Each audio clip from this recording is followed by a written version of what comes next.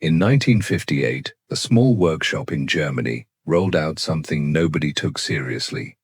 A tiny car called the NSU Prinz. It weighed less than a loaded motorcycle. Mercedes barely noticed it. Volkswagen didn't bother testing against it.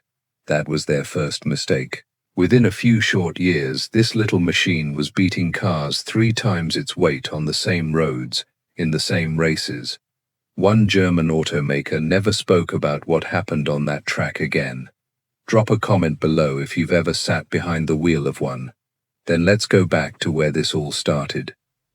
The story starts in Neckarsulm, a small town in southern Germany that most people had never heard of. Before the war, NSU didn't even make cars. They made bicycles. Then they made motorcycles. By the 1950s, NSU was one of the biggest motorcycle builders in the entire world. But motorcycles weren't enough anymore. Germany was rebuilding fast, and families wanted something bigger than 2 wheels. They wanted doors. They wanted seats for the kids. They wanted shelter from the rain. NSU saw this shift coming, and they made a bold decision. They would build a real car, but they would build it their way. Money was tight. Steel was expensive. Factories were still patching up war damage. So NSU didn't try to compete with the big names. They didn't dream of building a Mercedes. Instead, they asked a different question. What's the smallest, lightest car that could still feel like a real car? That question changed everything. In 1957, the NSU Prinz rolled off the line. It looked almost like a toy next to the Volkswagen Beetle. It had a tiny 2-cylinder engine in the back, not the front. Most engineers at the time thought that was backwards. Cars were supposed to pull, not push. But NSU's engineers had a different idea. Put the weight over the rear wheels, and you get better grip.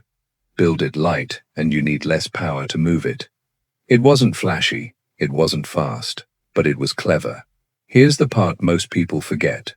Post-war Germany had strict limits on what factories could build and export. The Allies were watching closely. Any company that wanted to grow had to prove its products were useful, not just impressive. The Prinz fit that mold perfectly. It was cheap to build. It was cheap to fix. It used almost no fuel. For a country still rationing resources, that mattered more than horsepower ever could. Ordinary families noticed. A factory worker could afford one. A teacher could afford one. Even a young couple just starting out could save up and drive home in a brand new car. For many of them, the Prinz wasn't just transportation. It was proof that life was finally getting better. But pride came with a problem. Bigger manufacturers looked down on the Prinz. Mercedes engineers called it a city toy. Volkswagen barely mentioned it in their internal reports. Nobody believed something so small could compete in the real world, where roads were rough and races were brutal. They were about to be proven wrong, because while the big factories were busy building bigger engines and heavier bodies, NSU was quietly testing their tiny car against the clock. And what they found shocked even their own engineers. The Prinz wasn't just surviving, it was winning. The first real test came on the Autobahn, not on a racetrack. NSU engineers lined the Prinz up against bigger sedans built by rivals, who never imagined a tiny rear-engine car could keep pace. The results stunned everyone in the room. The Prinz held steady at speeds nobody expected from something so small. It didn't strain, it didn't overheat, it just kept going, mile after mile, while heavier cars burned through fuel twice as fast. Word started to spread. Before we go further, hit that subscribe button if you love uncovering forgotten machines like this one. It helps more stories like the Prinz reach people who'd never hear them otherwise. Now, back to Germany in the late 1950s, where something even bigger was about to happen. NSU decided to take the Prinz where nobody expected a budget car to go: endurance racing. Specifically, long-distance reliability runs, the kind that destroyed weaker machines within hours. Critics laughed at first. A two-cylinder city car running against serious competition. It sounded like a joke. It wasn't. The Prinz didn't just finish these brutal runs. It finished them with barely a scratch, while bigger, more expensive cars broke down on the side of the road. Engineers from rival companies came to inspect the wreckage of their own machines, then quietly asked questions about the little NSU that kept rolling past them. One particular event became legendary among German motoring circles. A long-distance run meant to prove durability turned into a public embarrassment for at least one major manufacturer, whose flagship sedan limped to the finish, hours behind a car a fraction of its size and price.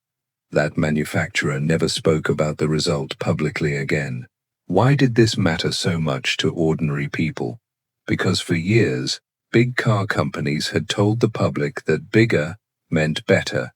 Bigger engine, bigger price, bigger status. The Prinz quietly destroyed that idea every time it crossed a finish line ahead of something twice its size.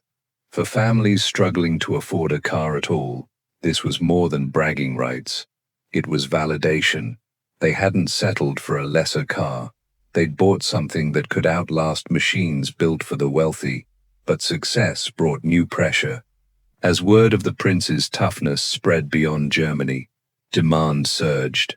Factories that once made bicycles were now racing to keep up with orders from across Europe. NSU had built something nobody saw coming, and now the whole industry was watching. Some rivals responded with denial, others responded with copying. A few quietly admitted, behind closed doors, that they'd underestimated a car they'd dismissed as a toy. None of them expected what came next, because the most surprising chapter of the NSU Prinz story hadn't even started yet, and it would change how people thought about small cars forever. What came next had nothing to do with sedans or endurance runs. It had to do with speed, and a side of NSU nobody had paid attention to yet. NSU engineers took the same small, light formula that made the Prinz so tough and pushed it further. They built sportier versions, then handed them to racing teams who entered them in real competition against cars with far bigger engines and far bigger budgets. The result became one of the most overlooked stories in German motoring history. The Prinz, in its racing form, started winning class events outright, not just finishing, winning. Drivers who'd never touched a small German economy car found themselves chasing tighter corners and shorter straights faster than machines that cost 3 or 4 times as much. One fact truly sets this chapter apart.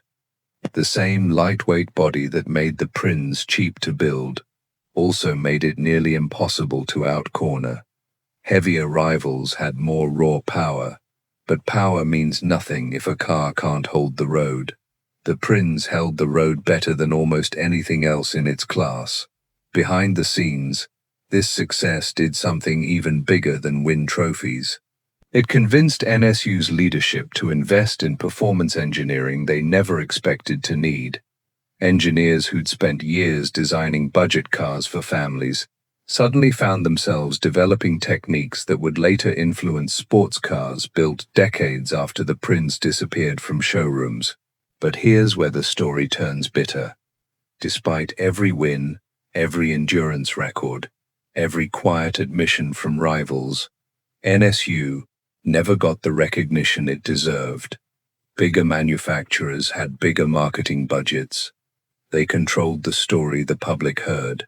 So even as the Prinz kept proving itself on roads and racetracks, most people outside Germany never learned its name. For many older viewers in Germany today, this memory still stings.